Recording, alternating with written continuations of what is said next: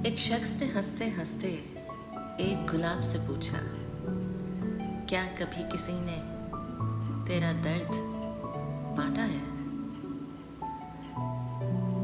गुलाब मुस्कुरा उठा और कहा, खुशबू सूंघ के भैया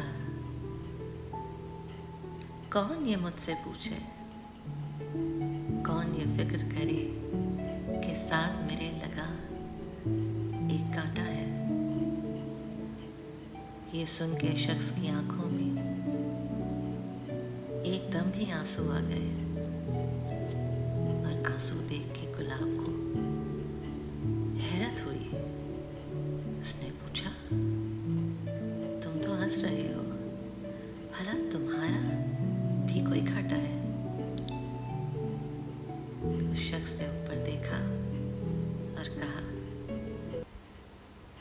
मैं इतना शोर मचाता हूँ, इतनी बातें कहता हूँ कि कोई करीब नहीं आता,